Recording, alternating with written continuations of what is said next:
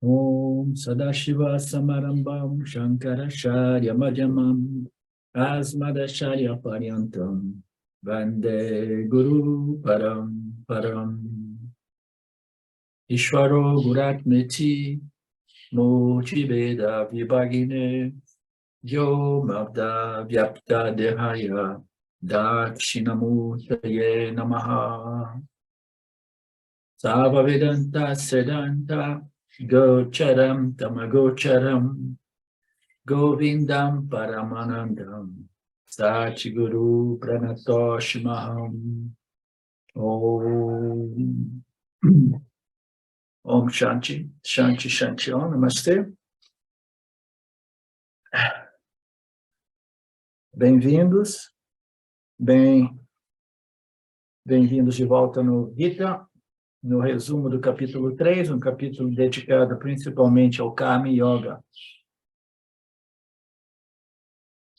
Nós sabemos que o Vedanta é sobre um conhecimento a respeito da real natureza do eu, do ser, e esse conhecimento é apresentado no final dos Vedas, né?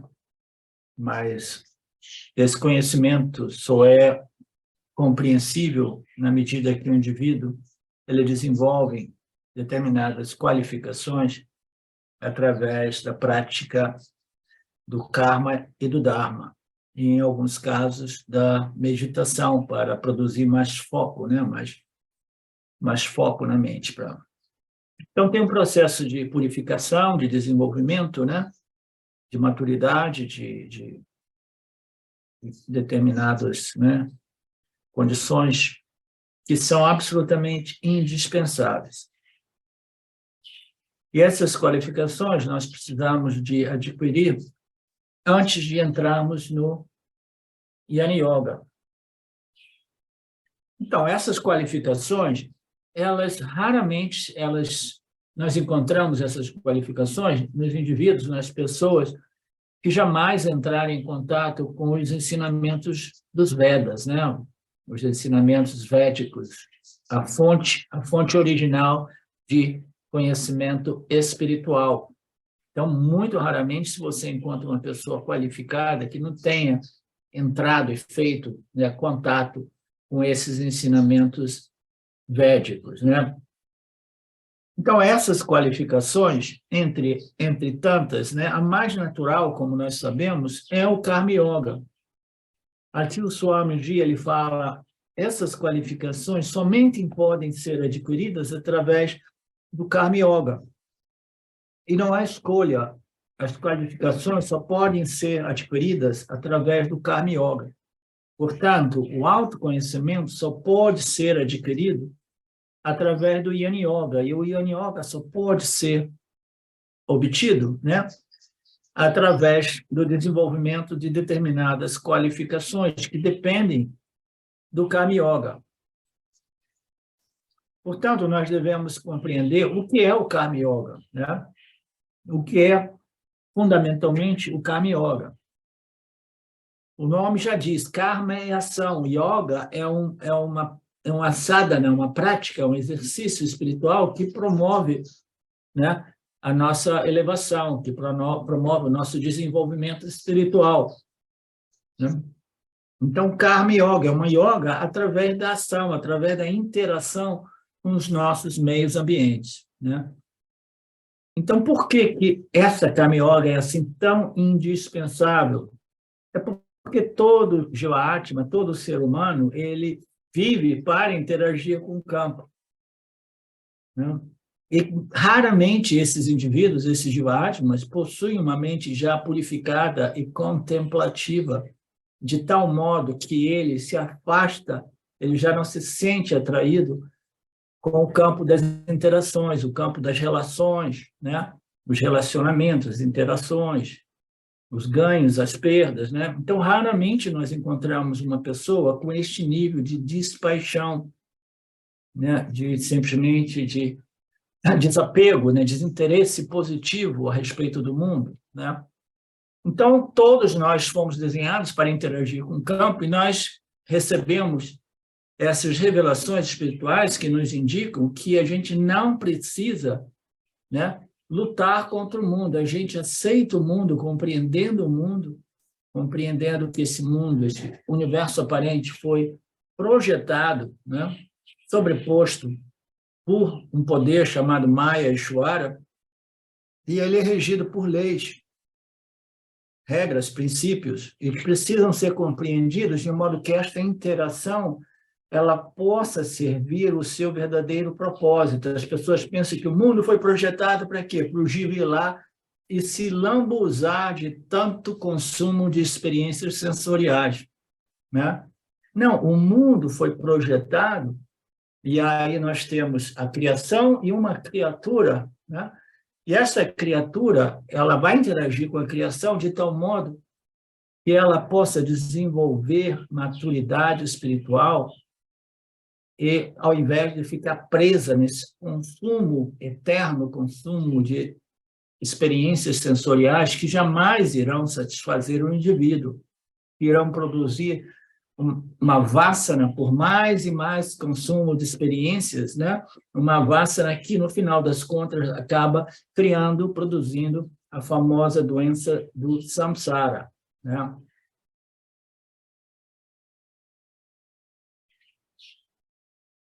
Portanto, a essência do ensino do Bhagavad Gita é seguir o Karma Yoga, desenvolver as qualificações e depois entrar na contemplação a respeito das declarações finais dos Vedas, Anta, o final dos Vedas, Vedas Anta. Anta é o fim dos Vedas se pressupõe que o indivíduo esteja qualificado para refletir, contemplar e assimilar e reivindicar, né, essas declarações de identidades que foram estabelecidas através da observação da lógica, né, no final de cada um dos Vedas. E assim o indivíduo reconhece a sua real natureza e identidade e ele é livre do samsara, livre deste ciclo infinito de novos nascimentos. Portanto, este é o caminho, é belo e correto caminho real dos Vedas. E não existe confusão a respeito disso, né? Acho que na aula passada eu falei, não existe caminhos e caminhos que conduzem ao autoconhecimento e ao moksha. Existe somente um caminho, e esse caminho passa pelo karma yoga, a yoga da interação com o campo, e depois a yoga de contemplação a respeito das declarações referentes à minha real identidade. Então, existe somente um caminho espiritual, ele nos foi revelado pelo Lord Krishna, que passa por karma. Karma, o outro lado do karma é o dharma, é a observação do dharma, né? Que nos permite o desenvolvimento de determinadas qualidades para contemplar a nossa real identidade. Se você fala que existem muitas yogas, não, existem diversos caminhos, diversas yogas, todas as yogas que envolvem fazer algo para obter um resultado, elas estão dentro da umbrella, dentro do guarda-chuva do Karma Yoga. Por quê? É uma sadhana, é uma prática, é um caminho que envolve determinadas ações para obter um resultado. Ah, não, mas os sufis, eles ficam girando. Qualquer uma dessas tradições, né, elas estão fazendo uma prática, um exercício, né, uma yoga, com o objetivo de obter um resultado. E o resultado de toda e qualquer ação é o quê, Marcelo? Você lembra? O que é o resultado de toda e qualquer ação?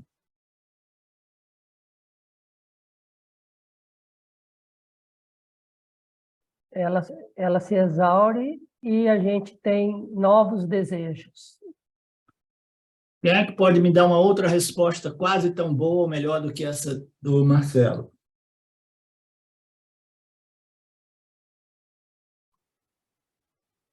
O resultado de toda e qualquer ação, né? A gente faz alguma coisa para obter o quê? Para a gente obter uma experiência. O resultado de toda e qualquer ação é uma experiência. Okay? Então, a gente faz muitas coisas no mundo material, no mundo, né, físico material, mundano, né? A gente faz para obter algumas coisas. No início, a gente busca a obtenção da segurança, depois dos prazeres, né, das satisfações sensoriais, depois a gente busca determinados conhecimentos que me melhoram, né, do ponto de vista mental, emocional e espiritual. Então, é a busca pelo melhoramento. Então, o que eu vou fazer? Eu vou ler, estudar, fazer terapia, fazer, né, a yoga das torções, vou fazendo coisa para ter uma experiência melhor a respeito deste instrumento de experiência e o mundo experimentado através desse instrumento, né? Então, tudo que a gente faz é com o objetivo de obter uma experiência, um resultado de toda e qualquer ação é uma experiência, tá? Pode ser uma experiência de ganho de alguma coisa tangível, ou pode ser uma experiência de ganho de alguma coisa muito sutil, como eu ganhei o quê? Eu ganhei um melhoramento psicológico emocional. Também é um ganho, né? Então, esse ganho é o quê? É um melhoramento, e esse melhoramento é uma experiência. Agora, eu experimento a mim mesmo de modo mais relaxado, de modo mais equilibrado, etc., etc.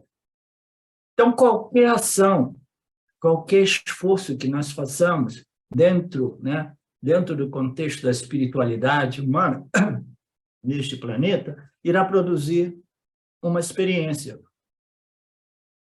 Todo e qualquer tipo de yoga está dentro do Karma Yoga, porque o yoga do Karma Yoga é a ação que produz um resultado.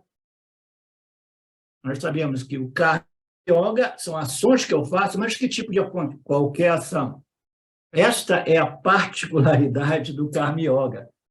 É a yoga das ações, mas não diz a você, você tem que fazer essas ações assim, uma postura que você vai ficar de cabeça para baixo, isso.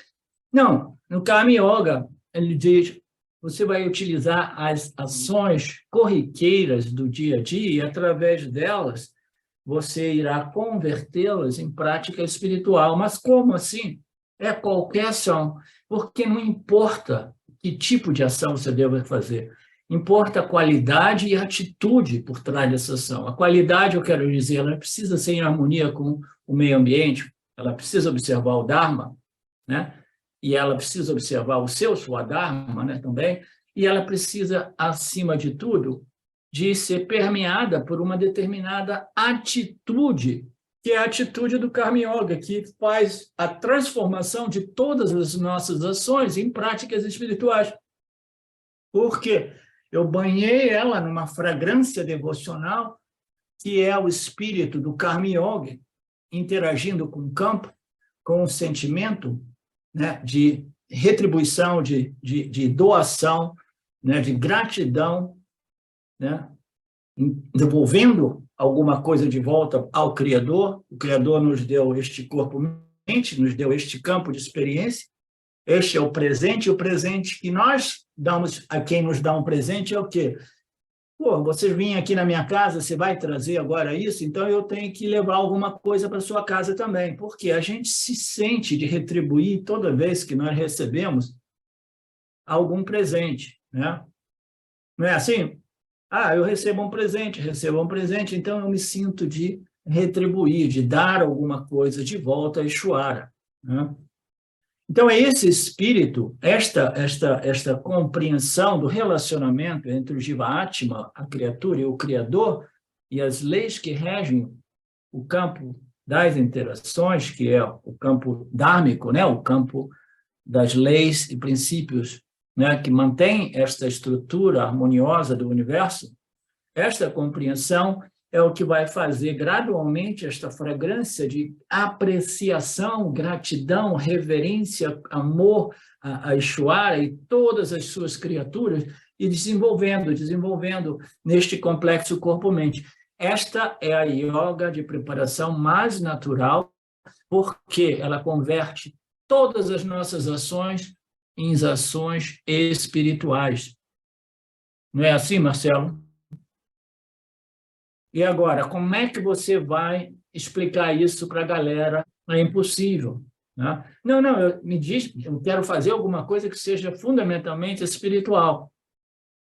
Não, tem que ser uma ação espiritual. Não, essa coisa de ir no supermercado e depois cuidar dos filhos, lavar os pratos, né? Não, isso não. Eu quero ações espirituais. Então, as pessoas, em geral, elas não possuem nem mesmo, né, as qualificações necessárias para entrar no universo do Karma Yoga, no universo da interação com o Criador e as suas leis e princípios que regem a harmonia do campo. As pessoas não têm nem esta preparação em geral. Por isso que quase todos esses movimentos por aí, círculos espirituais, eles jogaram o Criador pela janela e não querem mais saber disso. É o que eu costumo chamar de materialismo espiritual. Tá? Porque eles querem energia, querem experiências, querem estados mentais, querem não, isso e aquilo. É o ego espiritual, mas é puro materialismo. Portanto, qualquer ação que você faça, qualquer dessas tradições que se chamam caminhos para a iluminação, elas são dentro da umbrella do Karma Yoga. Qualquer yoga que você nomear, ela existe dentro do âmbito do Karma Yoga. E seguindo este Karma Yoga, você deve adquirir as qualificações. Mas o problema é que as pessoas que estão fazendo ações supostamente espirituais, né, para obter uma experiência de melhoramento, né, elas pensam que aquele melhoramento seja um fim e não um meio. Né? Elas querem se achar, não, eu estou fazendo isso, este é o caminho direto, e eu sou um grande iluminado, porque eu consigo fazer isso, consigo fazer aquilo, eu tenho alguns momentos, né, de profunda êxtase e satisfação, né, experiências místicas. Então, tudo isso, né, vai amarrando a pessoa neste materialismo espiritual, sem saber que todas essas ações possuem resultados, e o objetivo do Karma Yoga mesmo é obter um resultado através dessas ações, qualquer que sejam, e esse resultado é o desenvolvimento das qualificações, é a preparação, é o melhoramento. Então, o Karma Yoga, ele faz o que ele faz, e ele faz simplesmente por devoção, por reverência, por amor, por gratidão, observando as leis e os princípios que regem o campo, sabendo que isso é um meio. O Karma Yoga, ele existe dentro do âmbito do Vedanta.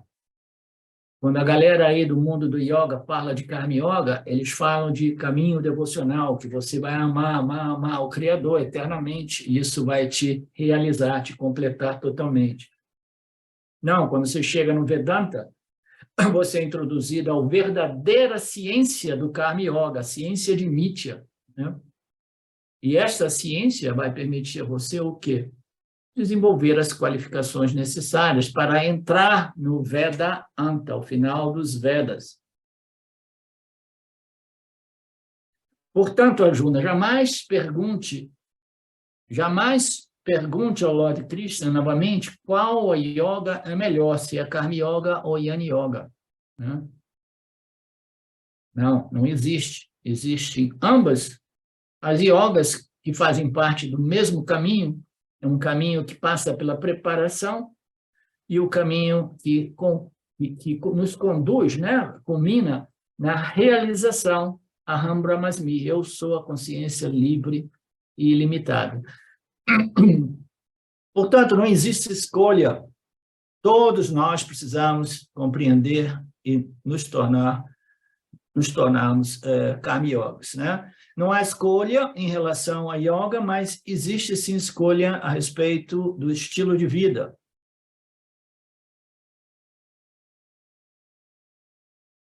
Então, existem dois estilos de vida. Uma é de você viver na sociedade, inserido na sociedade, passando por aqueles estágios, né, de formação de família, criação de filhos, provedor de família, né, com muitas atividades, etc., que precisa ser a sua prática do Karma Yoga. Não existem realmente yogas, mas existem dois estilos de vida, né?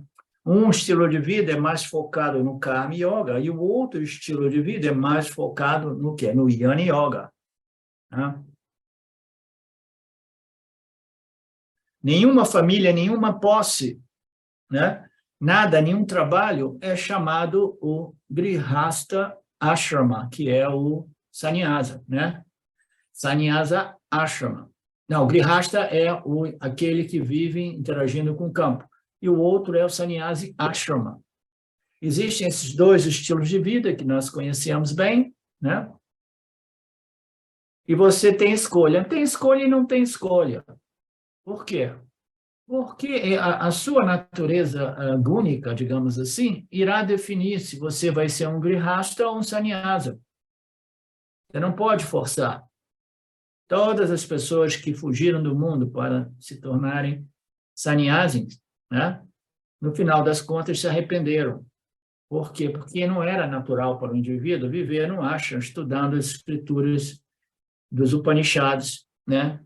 O dia inteiro. Portanto, qualquer que seja o estilo de vida que você escolher, você tem que seguir as sadhanas que envolvem esse estilo de vida. Se você escolhe o caminho do provedor, do chefe de família, de mãe de família, mãe de negócios, né? Você se segue aquele caminho, grihasta, né? Você precisa seguir a yoga chamado Karma Dharma Yoga. Se você escolhe um estilo de vida contemplativo, né? Você predominantemente precisa seguir o Jnana Yoga do Vedanta. Por quê? Você escolheu um estilo de vida contemplativo porque você já possui uma mente contemplativa, e uma mente contemplativa é o resultado de muita prática de Karma Yoga. Então, já que você possui essa mente muito contemplativa, você não precisa mais predominantemente, viver enganjado na prática, no exercício do Karma Yoga, porque você já possui uma mente bem contemplativa, né? É uma combinação dos dois, na maioria dos casos, né? Até mesmo para os sannyasis, ainda existem alguns karmas adequados.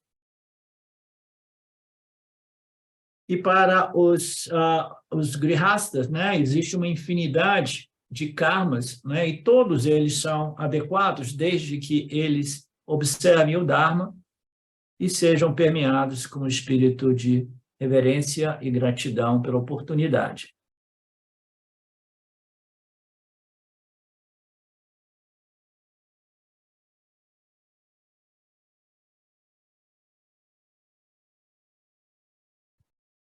E Krishna diz, Arjuna, seja qual for o estilo de vida, você segue ambos e alcança a liberação.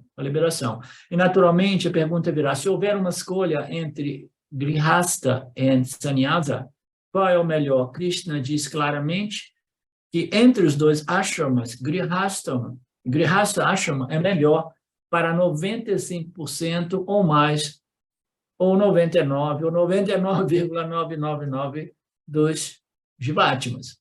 Né? Então, qual é o melhor? Depende, né? Depende do indivíduo. Né? Qual é o melhor para cada um de nós? Em 99% dos casos, o Grihastha Ashrama, né? Um estilo de vida enganjado com a sociedade, né? Utilizando as suas ações ou interações como prática espiritual, é o mais adequado para a grande maioria das pessoas. Você vê a dificuldade nos dias de hoje? A maioria das pessoas precisa do Karma Yoga, e o Karma Yoga é um estilo de vida religioso e espiritual. Mas só que a maioria das pessoas acha que essa história de Deus Criador é algo antiquado, que não existe realmente, que a matéria e a energia, por si, ela cria, e que não existe a necessidade de nenhum criador, né? E não existe nenhumas leis e regras, aqui vale tudo, o importante é ser feliz, E a felicidade para essas pessoas é o ganho dos objetos de desejo. Então, é uma dificuldade enorme. As pessoas jogaram Deus pela janela sem saber que 99% da humanidade precisa deste relacionamento com o Criador para desenvolver as qualificações básicas para iniciar o seu processo de autoinvestigação, que é realmente a espiritualidade, a descoberta do espírito, né? A minha natureza como espírito e não como matéria/energia, né? Então, 99% das pessoas precisam do Karma Yoga e esses 99% das pessoas se dizem além da necessidade do Karma Yoga, porque eles não têm nenhuma compreensão do que seja Karma Yoga. Eles pensam que Karma Yoga seja trabalho de doação, trabalho de caridade, né? Ajudar aquelas pessoas que estão sofrendo. Eles não sabem que existe uma ciência de Mitya chamada Karma Yoga, que aborda a compreensão desta trinidade ou trindade, né, que sustenta este universo aparente, que é o Criador, a criação e a criatura.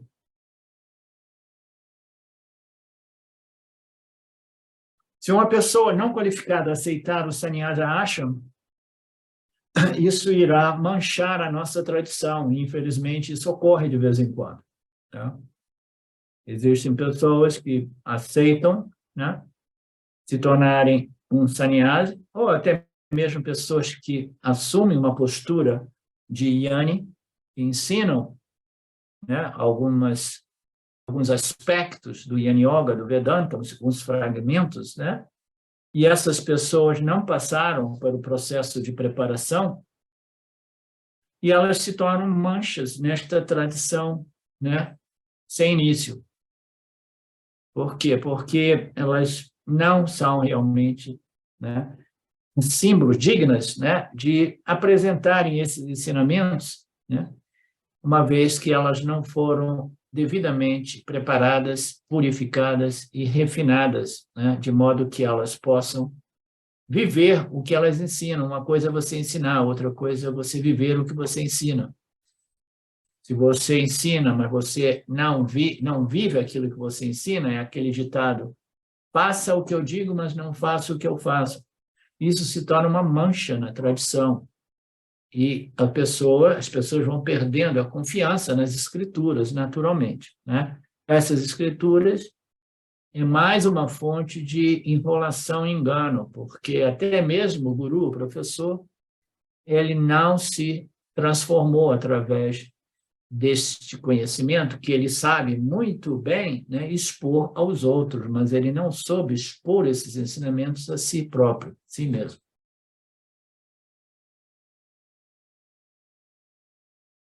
Por isso que nos dias de hoje, na sociedade hindu, né, os sannyasis, eles são motivos de chacota, se diz, de brincadeira, de deboche. A gente está vivendo um período... Hã? Chacota?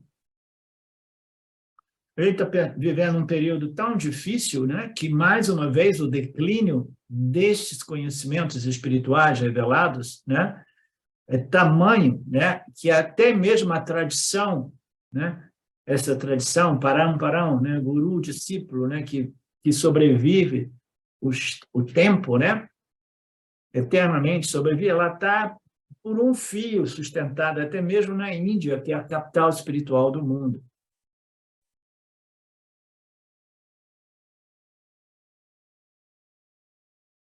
O Swami diz que ele ouve, né, na televisão, de vez em quando, as pessoas... O que é isso aqui? Elas estão cavando nos sannyasis? O que é cavando nos sannyasis?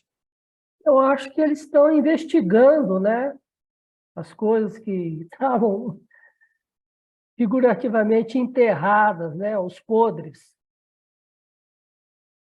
Então é isso mesmo. É como se eles estivessem investigando alguns casos dos sannyasis. Todos os tipos de coisas estão vindo à tona. O sannyasi ashram, como um todo, está sendo manchado, devido a pessoas, né, não qualificadas e devido a uma sociedade totalmente, né, materialista que não vê valor na tradição espiritual. A gente lembra, né, o que a China fez no Tibete nos anos 90, né? Uma destruição total, né, daqueles monastérios lindos, maravilhosos, tudo em nome do materialismo, dizendo esses caras são simplesmente sanguessugas, né? Eles não produzem nada, eles ficam ali no templo, né, sendo mantidos. Vamos botar essa turma para trabalhar.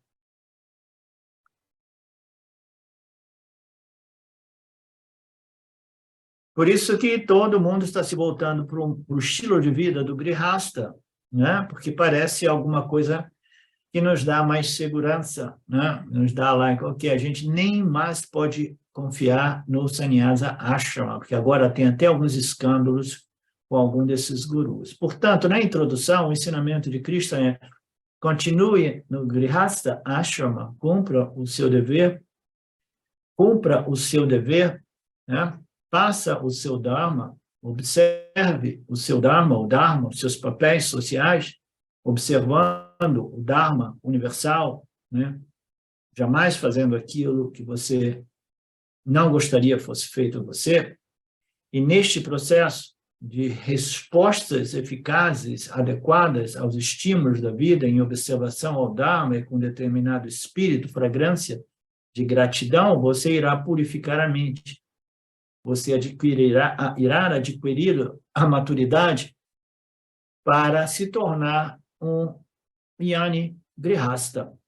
Então, esse conceito Jnani Grihasta é muito bacana, porque se você permanece no Grihasta Ashrama, você não é um sannyasi. Você não entra no Sannyasa Ashrama, né? Naquele estilo de vida de um sannyasi, no ashram, em algum lugar, né? Estudando as escrituras e meditando e contemplando, né? Sendo acompanhado por um guru. Você vai no Grihasta, cumpre todos os seus deveres, purifique, refine, adquire o conhecimento a respeito de Mithya, Ishvara, Jiva, Jagata, e deste modo você irá compreender os ensinamentos finais dos Vedas, né? E aí você se torna o quê? Você não se torna um sannyasi, né? Um Jnani sannyasi.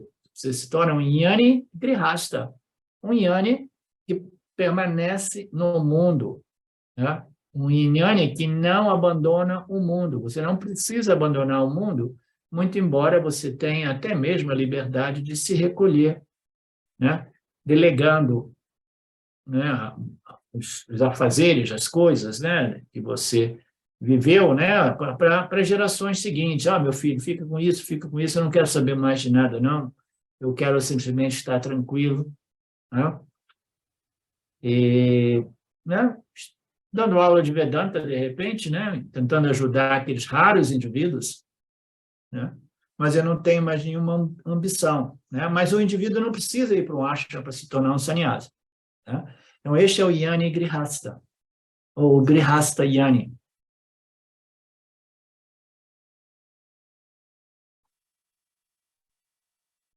E ele é muito superior do que o Jnani Sannyasi. Essa é uma colocação importante. O Jnani é o Jnani, não importa se ele é um sannyasi ou um Grihasta, né? Então, o Jnani, que é um Grihasta, é muito superior ao sannyasi, que não é um Jnani. Ele é tão elevado quanto o sannyasi Jnani. Entendeu? Nós temos o Jnani, aquele que tem o conhecimento, o autoconhecimento, ele seja sannyasi ou seja um grihasta, o que importa é o que ambos têm o mesmo conhecimento que liberta o indivíduo. Um tem um estilo de vida sannyasi, o outro mantém um estilo de vida associado a alguns papéis e algumas pessoas, né?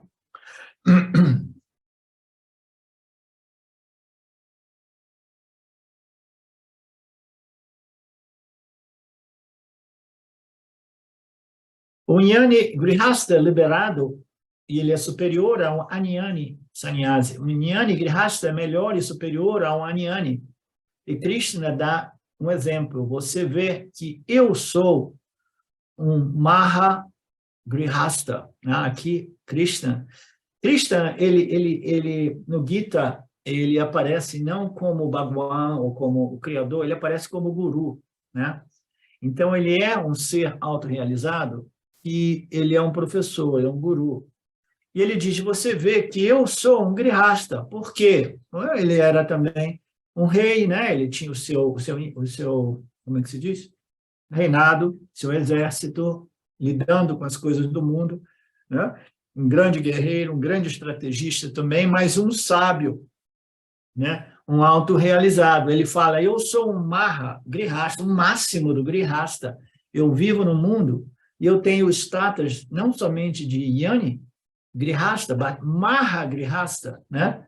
Por quê? Porque eu tenho 16.008 esposas. Eu não tenho uma ou duas, né? Eu tenho tudo, tudo, tudo, tudo que uma pessoa possa sonhar. A minha interação com o mundo, né, é sem limite. E aí alguém perguntou, Swamiji, parece que você está adorando Krishna e o Krishna tem 16.000 esposas?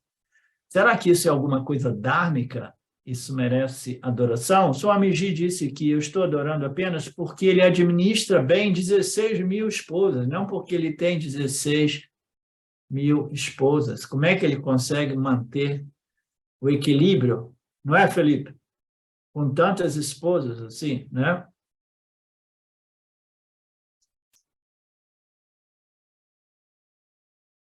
Assim, essa é a parte introdutória. O mantra mais importante é Senhor, ó Senhor, o Lorde sem pecado. Nesta palavra, a disciplina dupla foi iniciada por mim no início da criação, na forma de Jnana Yoga. 2 estilos de vida foram apresentados por mim, e nos versos 8 a 20, Krishna discute detalhadamente o tópico do Karma Yoga. Então, o que é o Karma Yoga? Eu lhe disse que Karma Yoga é uma mistura de duas palavras. Karma e Yoga. E Karma significa ação apropriada, Yoga significa atitude apropriada. Ação adequada mais uma atitude adequada é o Karma Yoga. Então, se a gente vive neste mundo como um grihasta, interagindo com o campo, né? E a gente responde aos estímulos da vida com ações apropriadas, né? Mas sem uma atitude apropriada, qual seria o resultado? Quem a gente pode responder essa? Não, eu compreendi o Dharma, compreendi o Karma Yoga, e eu compreendi o que é, né, o Dharma circunstancial, universal, o meu próprio Dharma pessoal, e eu não cometo nenhum erro. Eu sou eu sou um grande estudioso das escrituras, e eu respondo sempre de modo apropriado, mas a atitude, o espírito, a fragrância do Karma Yoga, né, de devoção, reverência, essa eu não estou interessado. Então, esta atitude apropriada está faltando. Mas, ainda assim, eu conheço tudo sobre uma ação apropriada. Mas o Karma Yoga é uma ação apropriada, mais uma atitude, um espírito apropriado, adequado. Então, se eu não tenho esse espírito, né, este amor, esta reverência, esta gratidão, né, esta doação, essa entrega, né, este dar de volta a Ishvara, né, retribuindo alguma coisa pela oportunidade, se eu não tenho essa atitude devocional, o que está faltando para mim? Embora todas as minhas ações sejam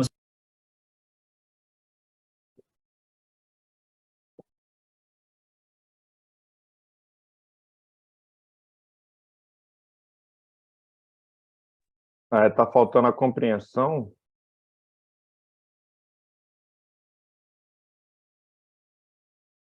A compreensão a pessoa tem porque ela sabe apresentar uma resposta apropriada, né? Ishwarapana Buddhi, ele tá faltando ele dedicar, porque ele vai continuar como sendo um fazedor, ele está preso, né? Eu acho que está faltando isso. Ele Sim. sabe, mas ele ainda está, então ele permanece preso na roda do samsara, porque ele está preso como fazedor ainda. Exatamente.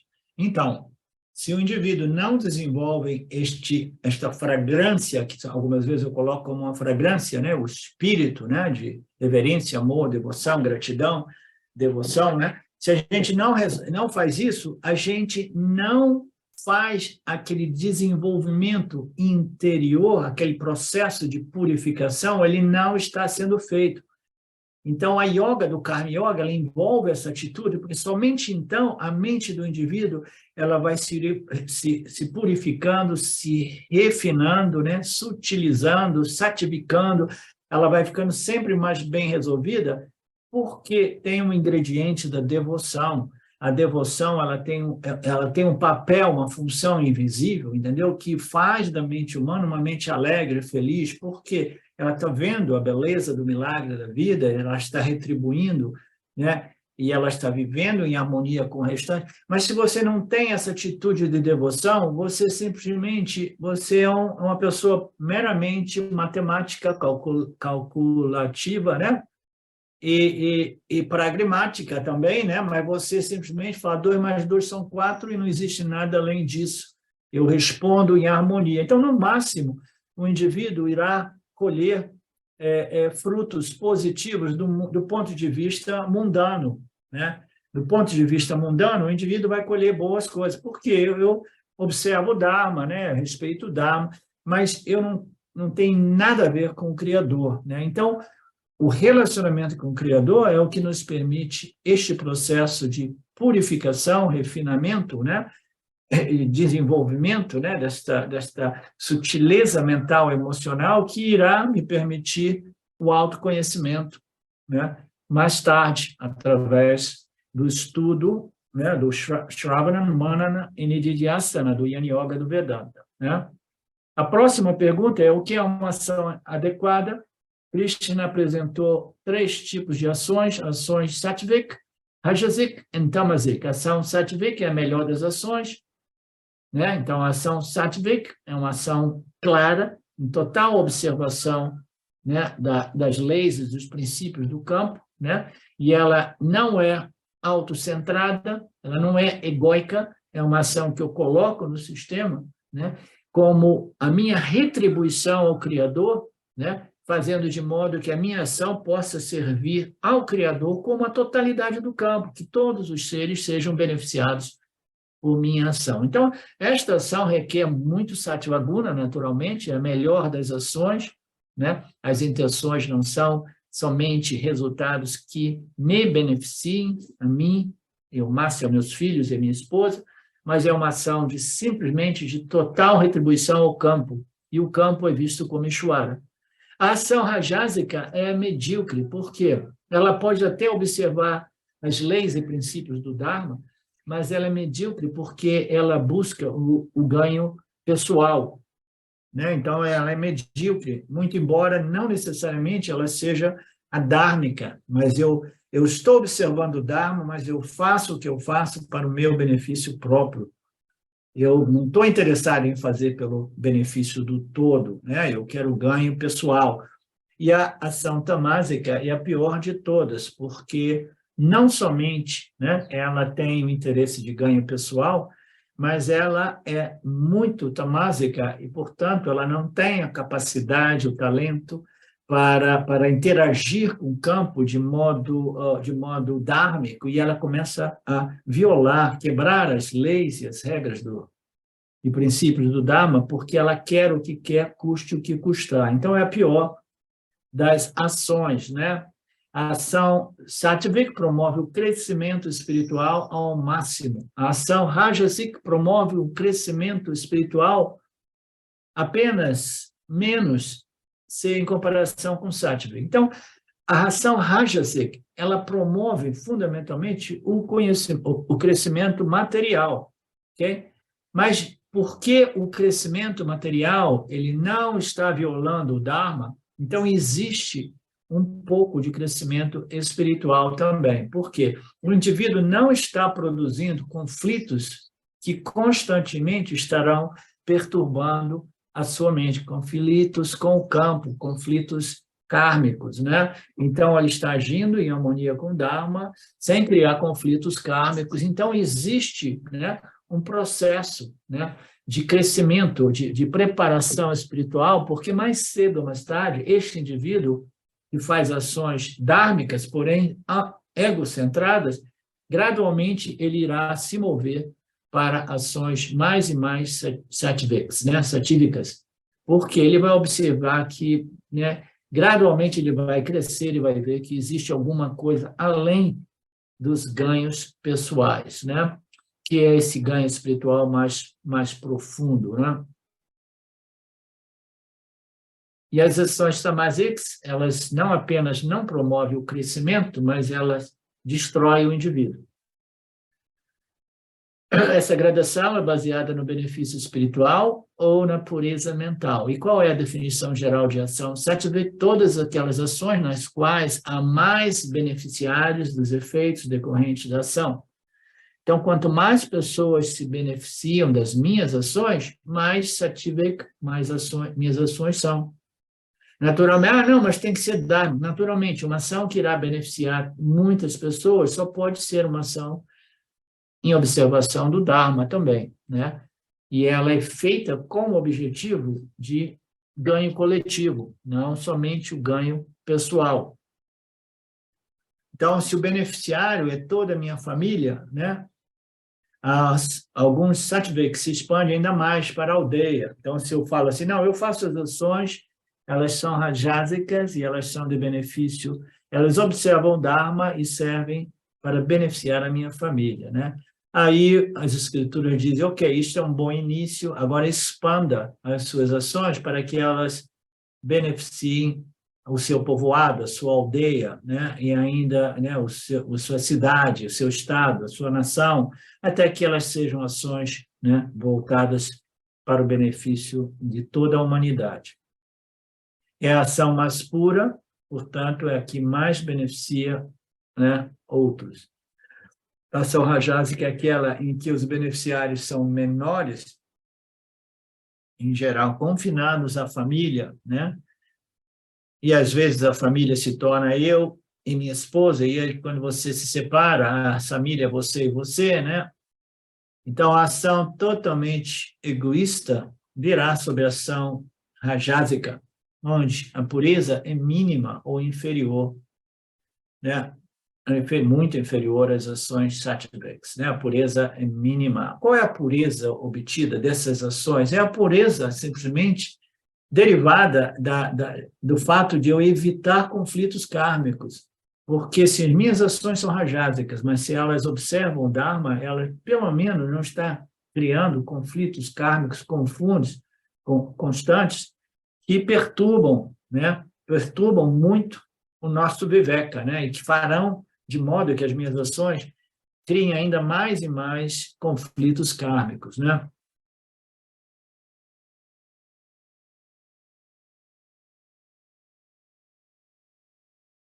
E essas ações tamásicas são as piores, né? São aquelas como a grande maioria dos políticos por aí, né? Corruptos, né? Em todo o mundo, não só no Brasil, mas o Brasil é realmente rico neste sentido, né? Onde é o benefício próprio em prejuízo ao coletivo, né?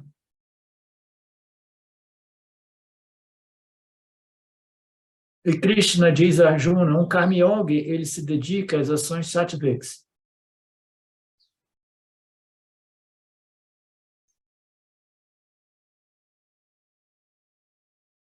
Então, Krishna fala sobre uma atitude adequada, que é a atitude do samatva, equânima, né? Uma atitude de equanimidade. A mente é equânime, ela vai responder aos estímulos, né? Do ponto de vista do Dharma, né?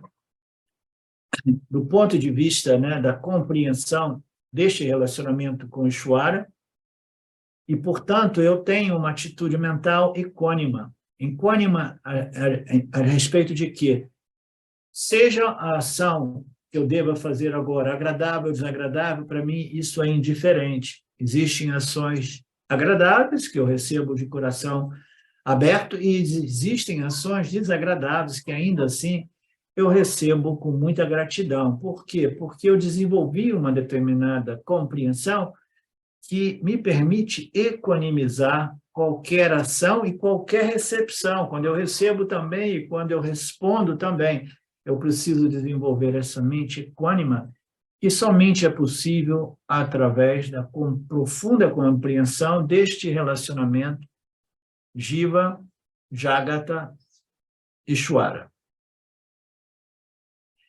Krishna prescreve 2 métodos para desenvolver a equanimidade.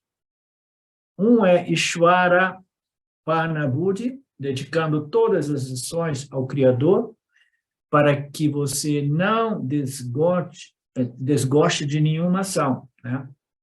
Então, qualquer ação que seja, é uma oportunidade para mim retribuir alguma coisa a quem me deu tanto, né?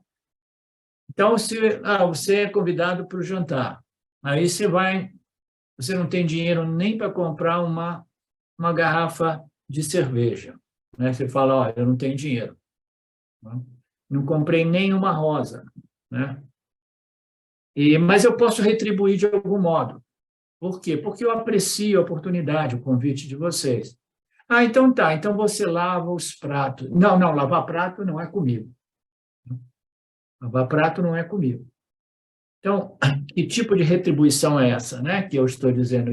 Não, essa é uma ação desagradável, essa eu não aceito. Eu posso retribuir, mas algo que eu goste muito de fazer. Então, isso não é realmente equanimidade, né?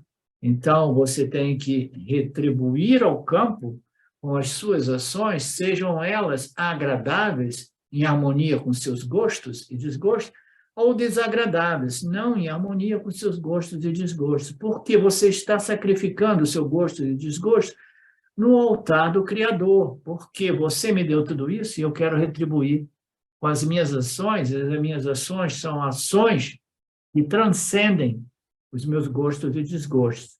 Elas são ações equânimes, né?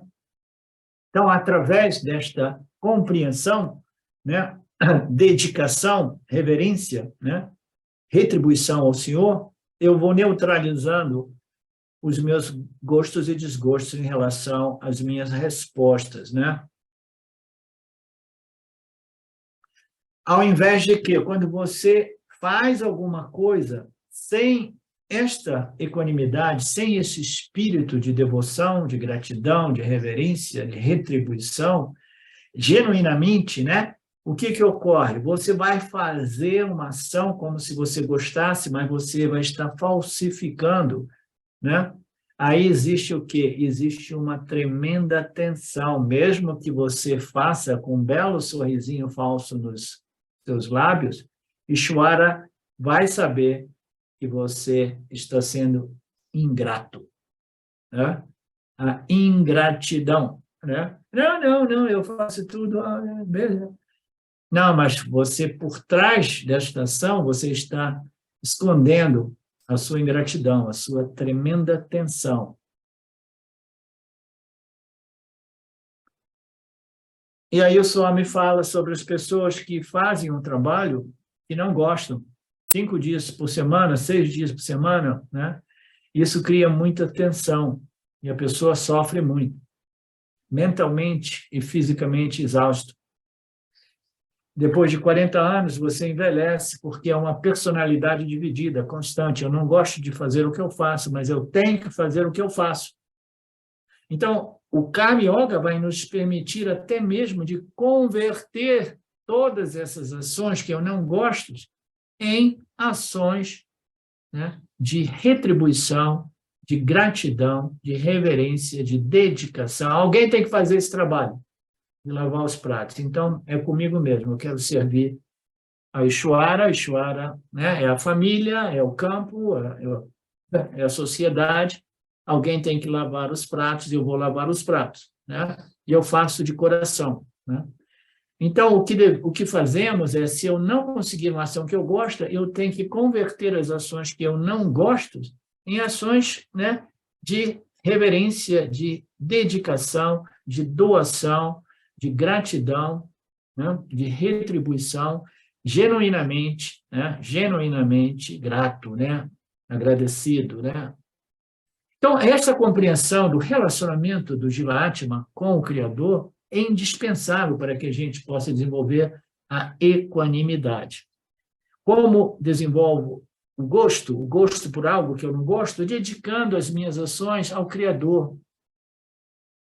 E como um bom bhakta, um bom devoto, não quero fazer nenhuma ação e não quero oferecer nenhuma ação ao Senhor sem o meu entusiasmo genuíno.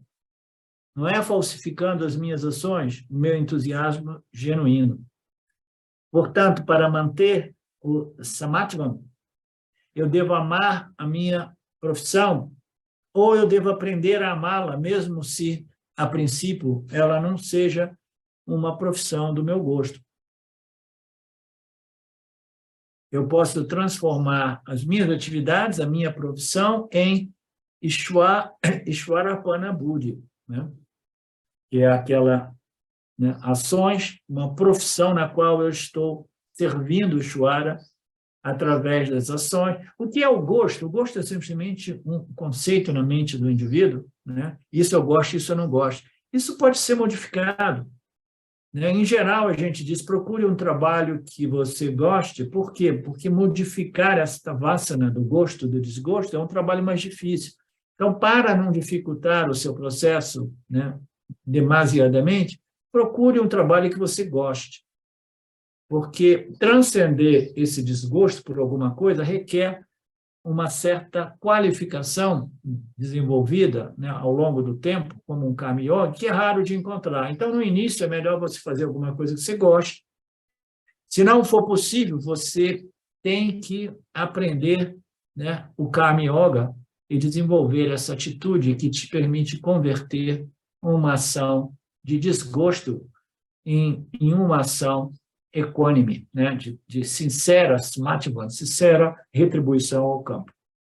Isso não é apenas suficiente, né? Você desenvolve esta compreensão, você desenvolve, né, o conhecimento a respeito de ações dhármicas, né, respostas adequadas, apropriadas, né? E você desenvolve uma certa compreensão de que cada ação irá produzir ou irá contribuir para o nosso Prarabdha Karma, né? Então, eu faço o que eu faço, eu tenho um trabalho, eu desenvolvo uma certa equanimidade a respeito de tudo isso, né? Dedicando as minhas ações com uma certa reverência, amor, gratidão, mas isso tudo não nos dá garantia de que a gente irá colher um mar de rosas, né? Colher somente resultados agradáveis, né? Então, isso aqui é um ponto que, para nós do Vedanta Brasil, a maioria de nós, não é novidade, né? A cada momento nós temos resultados né? E não necessariamente os resultados serão agradáveis, né? Eu estou tentando transcender os meus gostos e desgostos, né?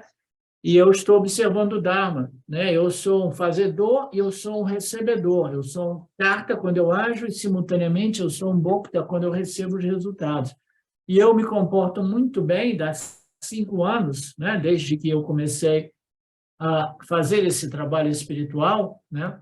Mas, de vez em quando, existem circunstâncias muito dolorosas, muito difíceis, né? Isso pode criar confusão e pode criar desconfiança, né? Ou falta de confiança nas escrituras. Eu estou levando uma vida muito dhármica, fazendo tudo, mas ainda assim está chegando sempre mais adversidade, mais sofrimento e mais dor, né? Então, a gente precisa compreender que os nossos Prarabdha Karmas de cada momento, né, é um resultado de uma infinidade de ações que foram colocadas neste nascimento e nascimentos passados também, né? Pode ser de vidas passadas, pode ser de uma infinidade de ações antes deste processo de elevação espiritual, né? Ações tamásicas, rajásicas, ainda estão frutificando. Por quê? Porque muito desses karmas, eles permanecem suspensos até que eles eles frutifiquem como o meu parábada, né? Então, eu posso passar por muitos sofrimentos. Putz, mas eu estou sofrendo tanto e agora, há 10 anos, eu estou praticando o Karma Yoga. Como é que eu vou fazer para aceitar isso, né? Só a única possibilidade é você compreender a nível mais profundo, né? Que Ishvara, ele é simplesmente um facilitador, né? E eu tenho que receber qualquer que seja a situação, a circunstância, o meu parábada, de forma adequada, de forma equânime, né?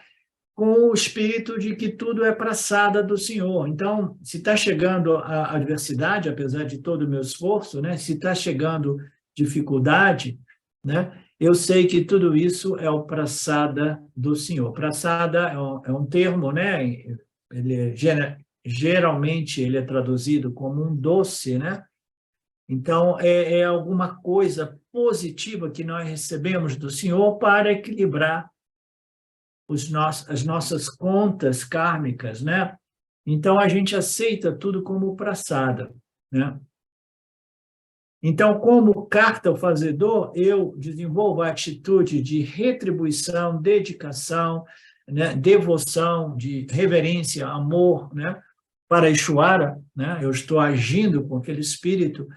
Então, o Ishvara Parna Buddhi é a atitude na hora que eu faço, no recebimento, né, eu tenho que receber com a atitude de tudo isso é Ishvara Prasada, é Prasada do Ishvara.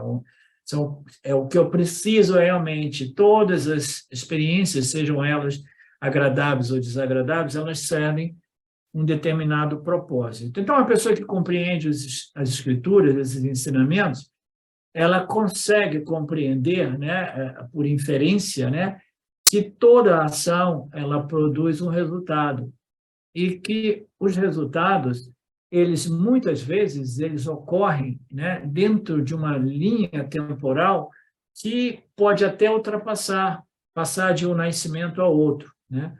Porque quando eu faço alguma coisa, às vezes leva tempo para o campo, né, absorver aquele resultado, aquela ação minha, né, e processar com esta equação kármica, né, que frequentemente eu digo é uma equação extremamente complexa, que somente Ishvara conhece, mas eu sei, por inferência, que nada ocorre sem impactar o campo e sem produzir um efeito. Causa e efeito. Causa é a lei mais primordial deste universo.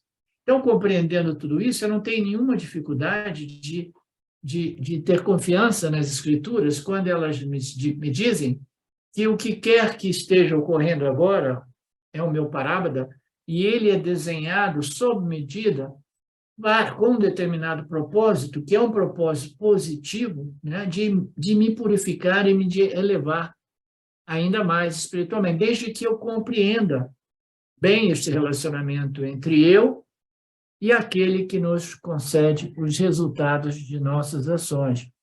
Então, eu recebo esses resultados como Ishvara Prasada de Ishvara, como um fazedor, eu ofereço as ações com reverência, amor, dedicação e devoção, né?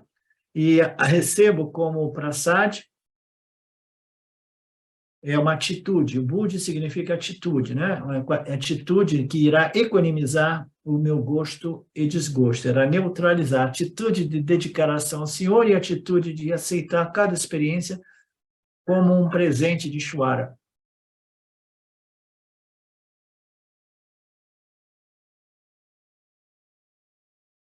Portanto, permanecendo no yoga, abandonando o apego e permanecendo mesmo no sucesso e no fracasso, realize as suas ações.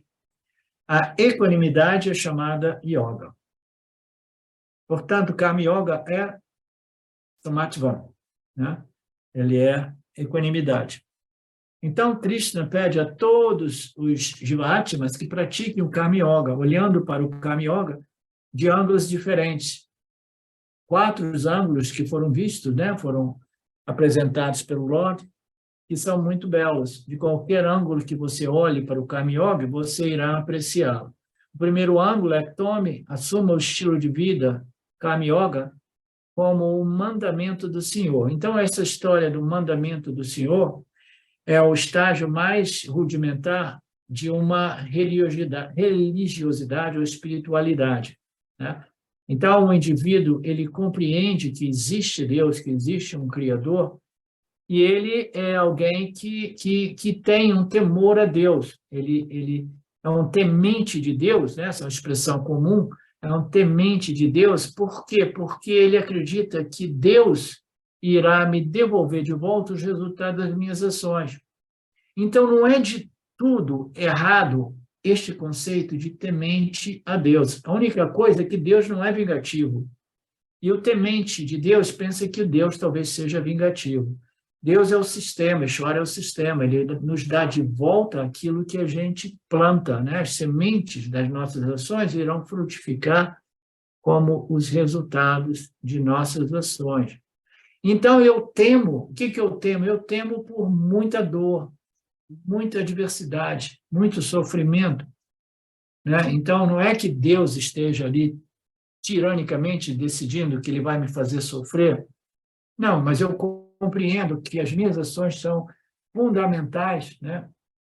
Elas são instrumentais para o meu futuro, né? Então, eu preciso agir de tal modo, em harmonia com essas leis de Deus, né? Que no início deste processo a gente vê como os mandamentos. Ó, do lado direito aqui é o que você pode, do lado esquerdo é o que você não pode. Faz o que você pode e você será feliz. Faz o que você não pode e você irá sofrer. Então, eu temo o sofrimento, porque nenhum de nós é masoquista, né? E eu quero agir, né, dentro dessa perspectiva, temendo, né, muito sofrimento, né? Então, eu assumo essas estruturas, esses mandamentos, esses comandamentos, né, do Senhor, com o temor, o medo do sofrimento, né? Mas, pelo menos, eu estou fazendo um trabalho, né, que vai contra a tendência natural da humanidade, que é de obter e ganhar e haver o que ele quer, custe o que custar. Por que não? Porque agora eu compreendi que as minhas ações elas irão condicionar o meu karma futuro, os resultados de amanhã, né? Então, é uma atitude baseada nos mandamentos de Ishvara, do que é Dharma e o que é Adharma, o que é permitido e o que não é permitido.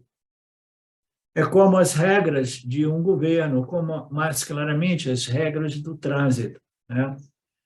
Então, ninguém gosta de seguir as regras do trânsito. Às vezes, no Brasil, a gente vai para Brasília, tem estradas que dirigem a 110, 120, algumas pessoas até mais, mas o limite oficial é 80, né? Então, você vê todo mundo viajando a 100, 110, fala, tudo bem. Por que tudo bem? Porque não tem radar, né? Aí tem áreas que tem radar, então vamos respeitar o sinal de trânsito, né? 80 é o limite. Por quê? Porque senão, eu já paguei tantas multas, eu não quero pagar mais multa. Então, vamos respeitar essa regra de trânsito, porque a gente não quer a dor da multa, né? Então, do mesmo modo, o indivíduo, né, do ponto de vista religioso e espiritual, ele não quer a dor do papakarma, das circunstâncias dolorosas, porque eu estive fazendo aquilo que Deus disse que eu não devo fazer, né? Então, de modo mais simples, mais rudimentar, um indivíduo está seguindo essas leis e princípios do Dharma por temor aos resultados, né? O temor a Deus, o temente de Deus, né? Do mesmo modo que nós tememos as multas do trânsito.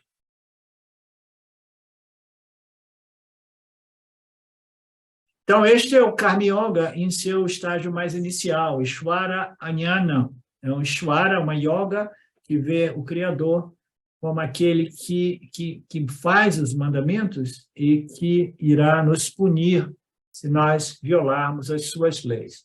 Suponha que estejamos um pouco amadurecidos. Krishna diz, não precisa de temer a Deus. Você, em vez de viver a vida com temor a Deus, viva a vida com um sentimento de gratidão e devoção a Deus. Siga a vida como se fosse uma oportunidade de oferecer alguma coisa de volta ao Senhor. Do mesmo modo que o Swami Shimayananda diz muito brilhantemente, o que Deus lhe deu é seu presente para você. O que você faz com o que Deus lhe deu é o seu presente para o Senhor, né? Então, o indivíduo ele precisa chegar a um ponto, o qual, né, de uma mente mais refinada, mais sutilizada, né, mais purificada, que ele começa a ver a beleza, né, a beleza da criação, a beleza desse milagre, a beleza desta consciência humana, né, e o nosso meio ambiente. Então, esta sensibilidade é rara, né? Então, Deus nos deu tudo isso e a maioria das pessoas não tem apreciação real por tudo isso. A maioria das pessoas pensa que tudo isso é simplesmente o direito que eu tenho. E eu tenho direito pela vida, né? E eu não estou satisfeito com nada. Eu queria que elas fossem, que a vida fosse melhor do que ela é, né? Então, requer muita maturidade para compreender o Karma Yoga, se tornar um Karma Yogi, de tal modo que eu tenha uma determinada apreciação e gratidão pela oportunidade, que eu me sinta genuinamente, naturalmente, isso é uma coisa que se desenvolve gradualmente, eu me sinta, né, genuinamente inclinado a retribuir com reverência, amor, gratidão, doação, fazendo das minhas ações uma prática de doação, né? de retribuição ao campo. Então, o que eu faço? Eu contribuo para a vida. A minha expressão, a minha vida se torna uma expressão de doação, de gratidão ao Senhor. Portanto, converta Karma Yoga, né? Aquele Karma Yoga que era uma yoga do mandamento do Senhor, do temor a Deus, em uma Karma Yoga de adoração a Deus. Então, este é o segundo estágio do Karma Yoga. O terceiro ângulo apresentado por Krishna no capítulo 3 é ainda mais importante, que é, né, o ângulo, né, que é o objetivo de nós do Vedanta Brasil. Nós somos Karma Yogis, né? Não simplesmente porque nós somos seres ou indivíduos que temos um bhakti monstruoso, uma devoção, né, um amor a Deus, ao Criador, e porque sejamos grandes tementes de Deus, né, que lembramos de Deus com temor. Não, nós do Vedanta Brasil, nós somos Karma Yoga, mas o Karma Yoga não é um fim por si, ele é um meio. Nós estamos no Karma Yoga desenvolvendo essa atitude de adoração, de devoção, de reverência, né, e de gratidão, porque a gente sabe que esta fragrância, né, associada às ações em observação a esses comandamentos, esses mandamentos, essas observações do Dharma, isso combinado produz o quê? A purificação necessária para que eu possa entrar no Jnana Yoga e seja bem-sucedido. Então, o terceiro ângulo, que é o ângulo da maioria de nós, a gente entra no Karma Yoga compreendendo que esta interação com o campo, né, vendo o campo como Ishvara manifesto, né, e as suas leis e princípios que regem esse campo, vendo essa interação que gradualmente vai produzindo esse sentimento de devoção e gratidão, isso tudo eu faço não simplesmente pelo mero emoção, sentimento de devoção,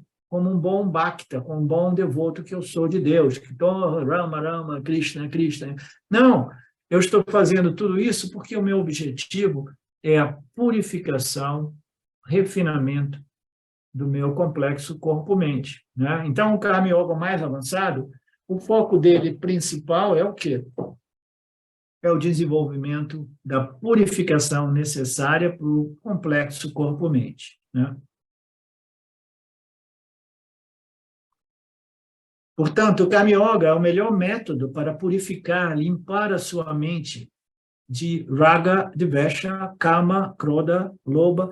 Então, toda doença do samsara que inicia, né, na verdade, inicia com o desejo, né, o kama, né, mas fundamentalmente é o gostos e desgostos que configuram, né, o nosso complexo corpo-mente, nosso corpo, estão depositados no nosso corpo causal, né, não importa, né, Karma Yoga é o melhor método para fazer esta purificação, que irá neutralizar esses desejos, essas aversões, né?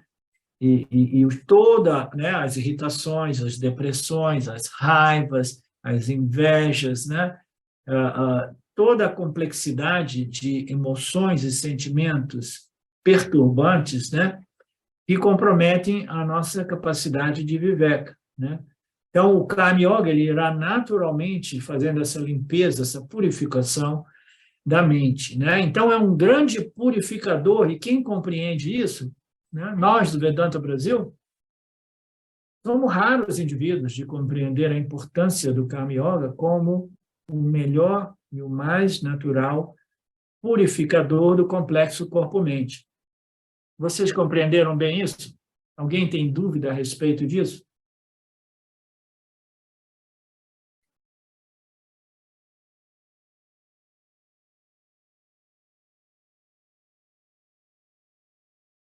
E por que ele purifica tanto assim? Alguém pode me dizer? Por quê? Qual é o mecanismo que permite ao Karma Yoga, né, do Vedanta Brasil, purificar a mente de modo eficaz e natural? Qual é o mecanismo mais importante neste processo do relacionamento entre Jiva e Ishvara, né, em observação às leis e princípios que regem o Jagata, o campo, né? Então, a gente compreendendo esse relacionamento, a gente vai purificando, né? Então, é uma complexidade de fatores que produz, né, esta purificação.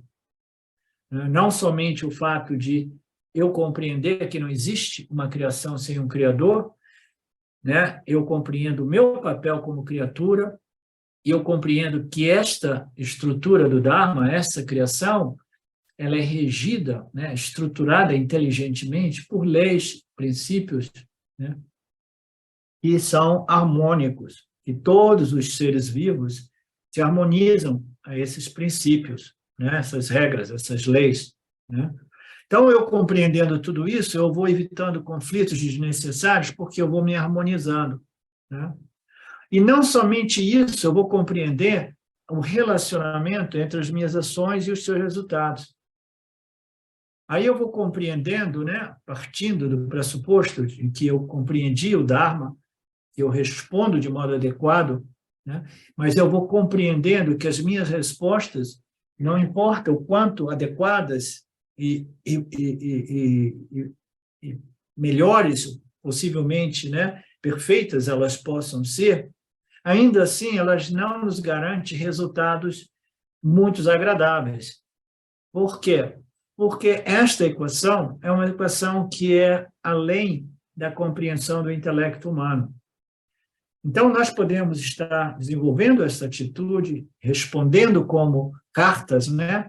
Com aquele espírito de doação, com aquele espírito de reverência, né? De gratidão, de retribuição, e a gente pode receber tudo como se fosse prasada, um presente, uma oportunidade, né?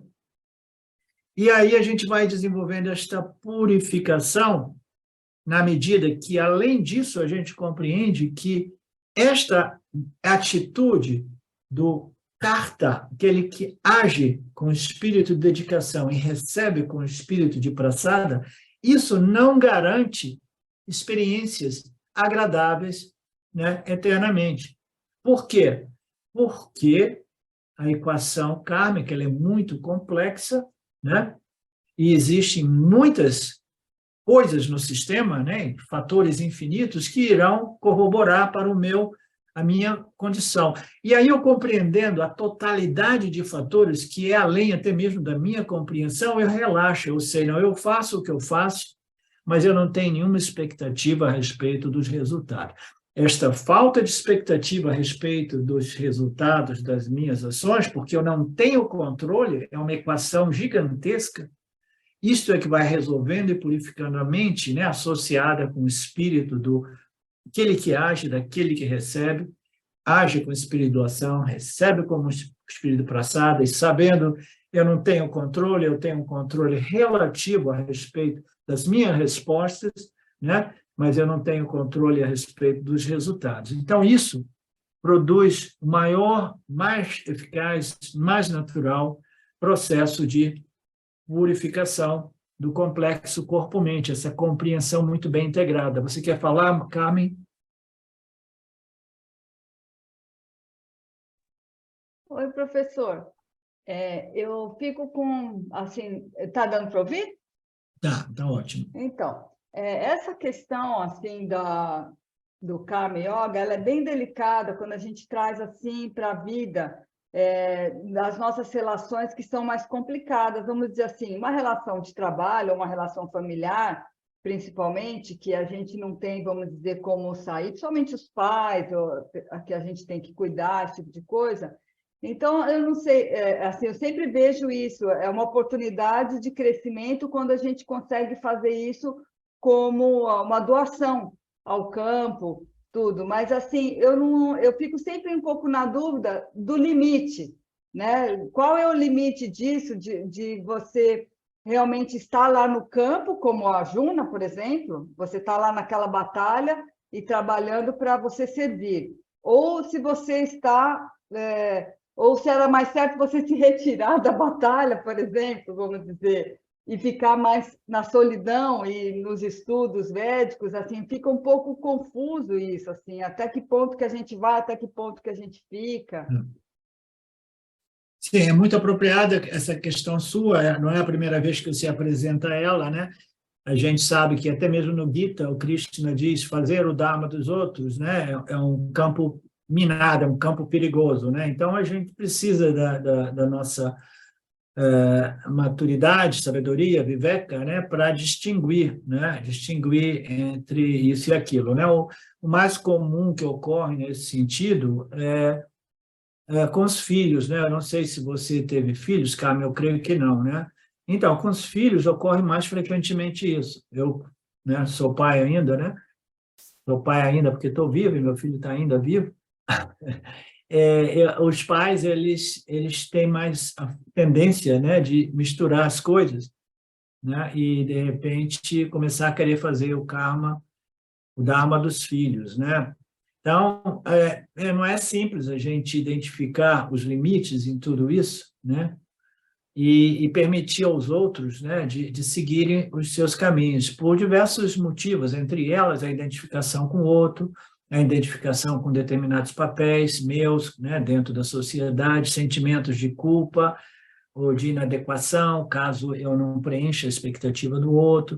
Existe uma complexidade de fatores psicológicos, né, que criam essa confusão, né?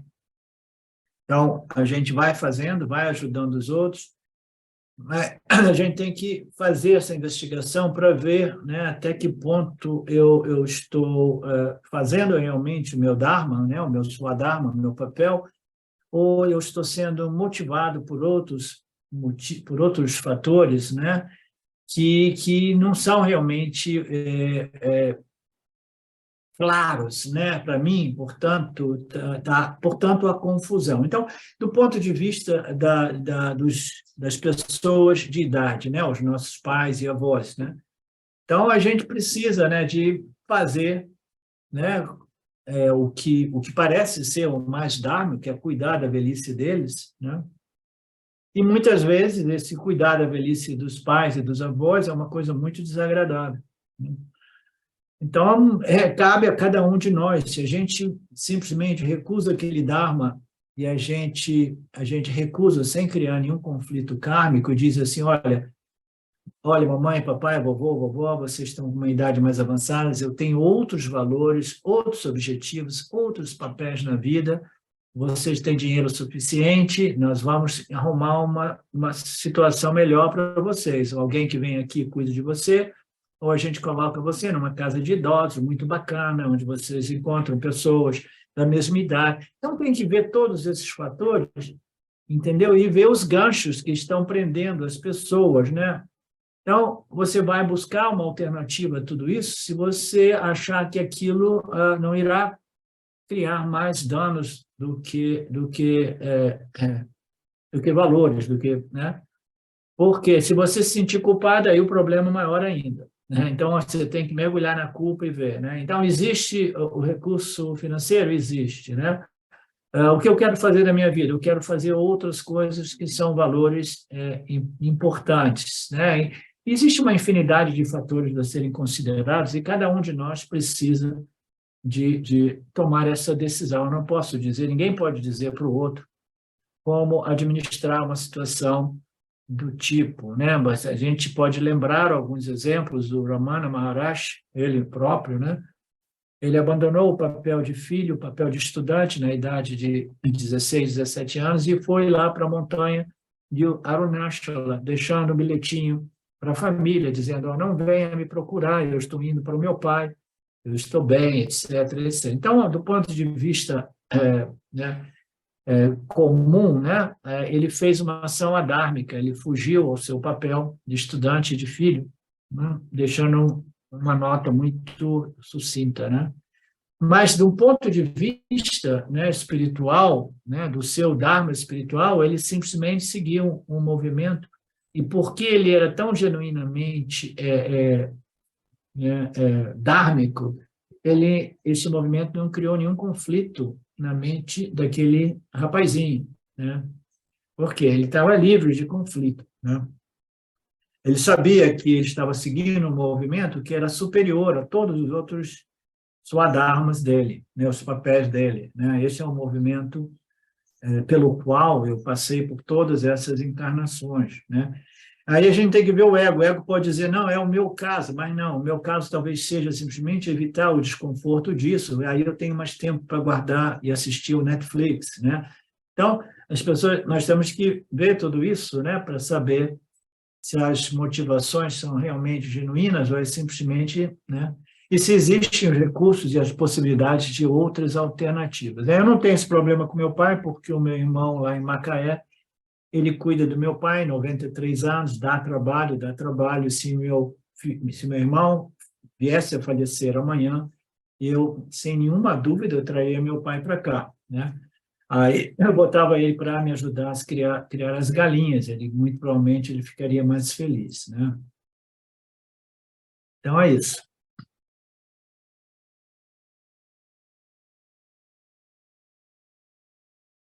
Então, o terceiro ângulo é o ângulo da purificação, né, que é o objetivo de nós do Vedanta Brasil. O quarto ângulo é ainda mais bonito, né, que é o quarto ângulo, que vê o Karma Yoga como puro Dharma. O Dharma é a harmonia do todo, né? Então, você se torna um Karma Yoga e o seu foco, esse ângulo, é assim, eu quero viver em harmonia com todos os seres vivos, sencientes e os seres inertes, né? Essa harmonia cósmica, né? Viver em harmonia de modo que todos os seres possam ser beneficiados, né? Então, este é um outro ângulo do Karma Yoga, né? Viver dentro, porque essa é uma estrutura desenhada inteligentemente e de modo muito, né, harmônico do ponto de vista ético, moral, ecológico, né? Então, essa harmonia, até mesmo social, né? Observação da harmonia do Dharma, do campo dharmico, é um outro ângulo, né, do Karma Yoga.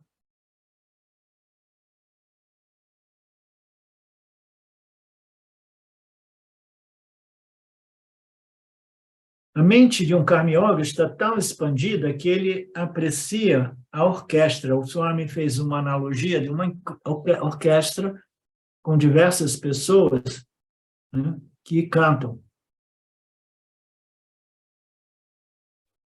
E se não for bem harmonizada, né, a velocidade das notas, o tempo, né, então isso pode criar desarmonia. A harmonia seria perdida. Então, a sintonia, né, eu devo ficar quieto sem cantar. Mas sempre acontece que quem canta... Ok. Então, a mente de um Karma Yoga está tão expandida que ela aprecia, ela é tão refinada, é tão sutil, ela aprecia a harmonia cósmica, ela não gosta de desarmonia, ela não gosta de conflito, né? Ela aprecia, ela começa a ver, né, esta harmonia, essa estrutura do Dharma. Então, ela percebe mais claramente, né, quando esta harmonia está sendo violada. Então, assim, siga Karma Yoga como Anya, siga Karma Yoga como Yanya, siga Karma Yoga como o Sodakan, ou siga Karma Yoga como o Dharma. O Sodakan é aquele que segue o Karma Yoga como instrumento de purificação. Qual for o ângulo, qual for o aspecto, né? Observe e viva motivado como, né, um bom Karma Yoga. Mas se mantenha como Karma Yoga.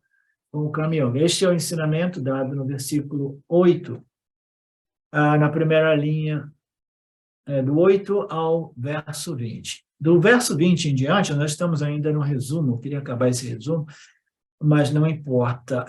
No verso 20, porque o Karma Yoga é tão rico, né, que vale sempre a pena ver de novo, né, como aquele programa que tinha na televisão. Então, do verso 20 ao 29, o Lord Krishna fala sobre os deveres, né?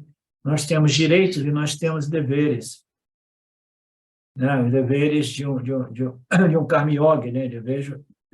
Deveres de um Jiva, né? Deveres sociais, etc., papéis, e os deveres de um Jnani também.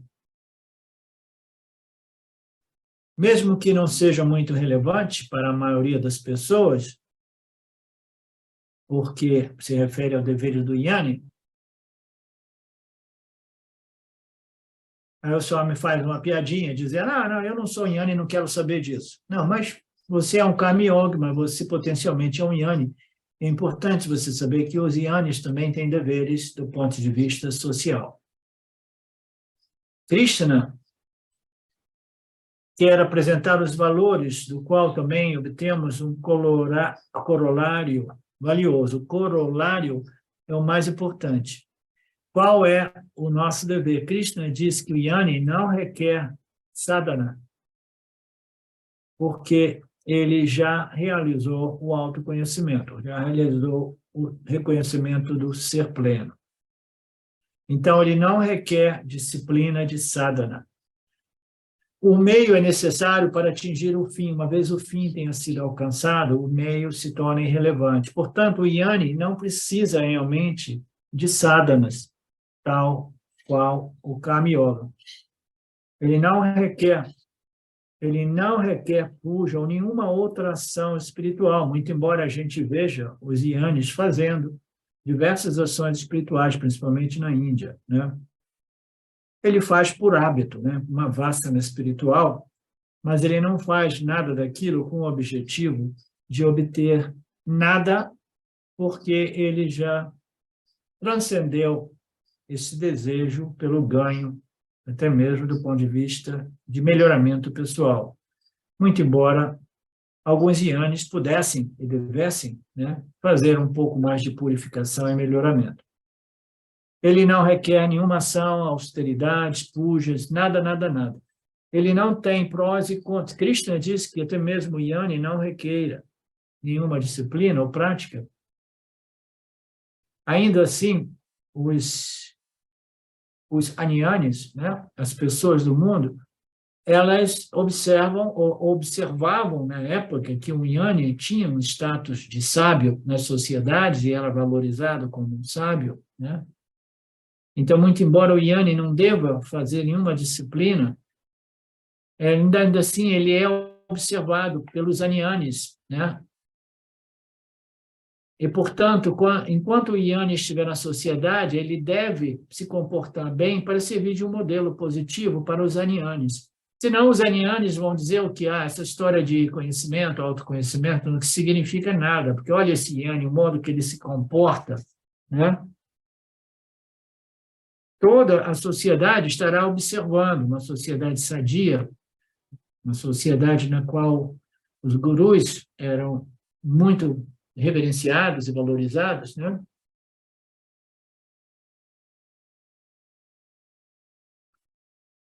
Portanto, o Jnani, sendo um ser humano que obteve sucesso espiritual, ele é observado pelas pessoas que que estão buscando esse sucesso espiritual, né? Então, ele é um modelo, muito embora ele não precise de disciplina, ele precisa observar o Dharma.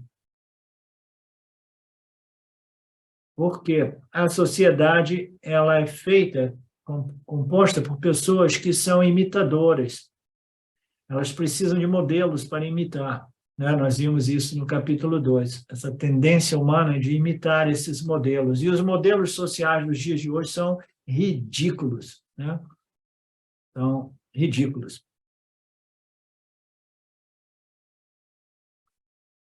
E, portanto, Krishna diz, todas as pessoas executam apenas as ações, tal qual o superior as executa, porque todas as pessoas elas tendem a imitar esses modelos sociais. Elas seguem determinados valores sociais bem estabelecidos, né? E os valores dos dias de hoje são desvalores, né? Está destruição, desconstrução dos valores, realmente valores, e a construção de valores demolidores de valores. A sociedade, ela precisa de modelos. As crianças sempre guardam as fotos de pessoas diferentes. E quando você vai ver, em vez de ser os grandes sábios da nossa história recente, são jogadores de futebol, jogadores artistas, atores, né? Pessoas do mundo de Hollywood. Então, elas desenvolvem valores por essas coisas sem valor. Então, os mais velhos precisam estabelecer bons modelos, e aí os ianes também precisam estabelecer, especialmente os ianes, uns bons modelos. Portanto, Krishna diz, Arjuna, mesmo que você seja um yani, porque o yani, Arjuna estava querendo deixar o campo de batalha, dizendo, eu já sou yani, não preciso fazer karma yoga. Mesmo que você seja um yani, você precisa lutar esta guerra, né? Você precisa cumprir o seu dever, né? Não por causa sua, mas para o bem da sociedade. Não confunda a sociedade, né?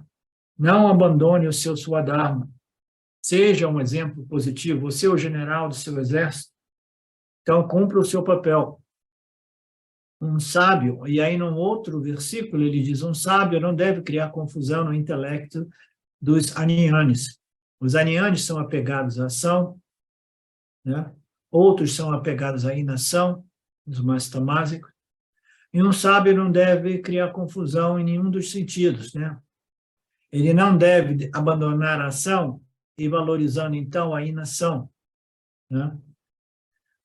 Desempenhando com eficiência os seus papéis, os seus dharmas, os seus deveres com disciplina, você, Arjuna, deve inspirar, ou qualquer pessoa mais sábia deve inspirar as menos sábias, né? Não esteja apegado nem à ação, nem à inação, seja um sábio e respeite a ignorância do próximo, a ignorância daqueles apegados à ação e à inação.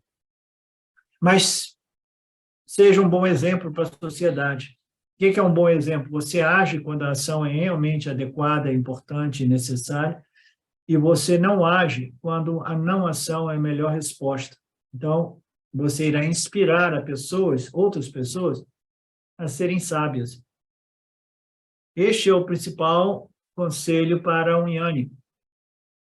Imediatamente, através de yani, Krishna está aconselhando todas as pessoas. Ele está aconselhando a Arjuna, porque a Arjuna estava querendo dizer, eu já sou um yani, eu quero deixar esse campo. Ele falou, tudo bem, você é um yani. Mas agora eu vou dizer para você, você precisa fazer o seu papel para o bem do todo, né? Para o bem de toda a sociedade. Do mesmo modo, todas as pessoas, principalmente as pessoas mais idosas, elas precisam de dar exemplos positivos, não simplesmente, né, conselhos, tchá, tchá, tchá, tchá, tchá, né? Dizer, né, fazer discursos importantes, né, que não são demonstráveis na vida da própria pessoa.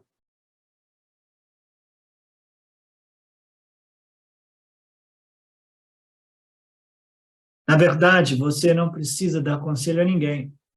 você precisa demonstrar com a sua vida. É melhor do que 100 palestras ou 100 horas de palestras, é a sua demonstração de vida.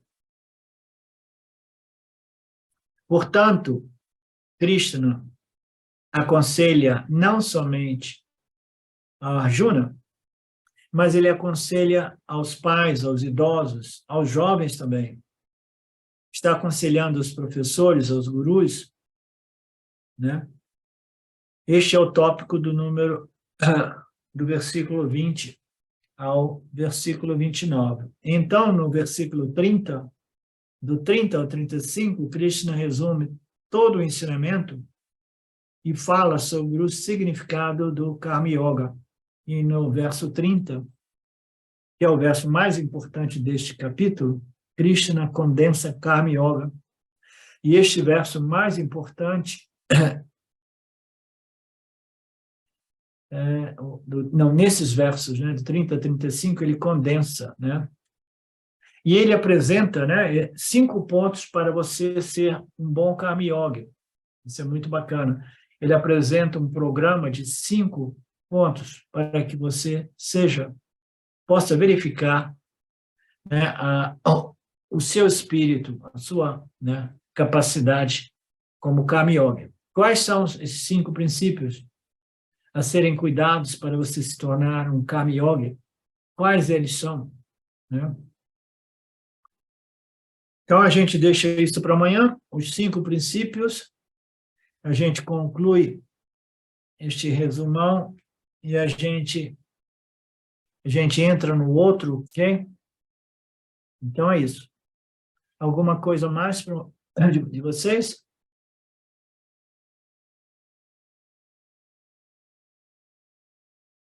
Om Purnamada Purnamidam Purnamudachyate Purnasya Purnamadaya Purnameva Vashishyate. Om Shanti Shanti Shanti. Namastê. Obrigado a todos vocês. Obrigado a Ishwara. A gente se vê amanhã na beleza do Gita. Tchau, queridos. Saudações. Eu quero aqui deixar um pequeno testemunho. Através do estudo do Vedanta, com os ensinamentos sendo esclarecidos especificamente pelo professor Arlindo Nagar, foram canceladas em mim algumas noções que eram relacionadas com a ideia que eu tinha a respeito de alcançar algo que representasse uma grande realização espiritual. Então o Vedanta fez com que, pela compreensão, a minha mente ela abandonasse o papel de buscador espiritual. E isso para mim foi um marco inicial para uma outra relação com o processo de desenvolvimento espiritual, do qual, saibamos disso bem ou mal, é um processo que fundamenta a vida de todos nós. E eu digo isso para estimular todos aqueles que chegam no Vedanta Brasil e entendem que podem se beneficiar da profunda imersão direcionada para o autoconhecimento que é promovida nesse grupo de estudos, que é um grupo que existe graças ao trabalho altruísta do professor Arlindo Nagar, suportado também pelo trabalho voluntário de pessoas que contribuem para a manutenção do grupo de diversas maneiras. E entre as várias formas de contribuir com esse trabalho, as contribuições regulares em dinheiro, elas são necessárias. Então, se você se beneficia do trabalho desenvolvido no Grupo de Estudos Vedanta Brasil, faça uma contribuição. Qualquer quantia é muito bem-vinda. As informações para transferências em dinheiro ficam disponíveis na seção Avisos do nosso grupo no Facebook e serão colocadas na descrição desse vídeo aqui também. Namaskaras.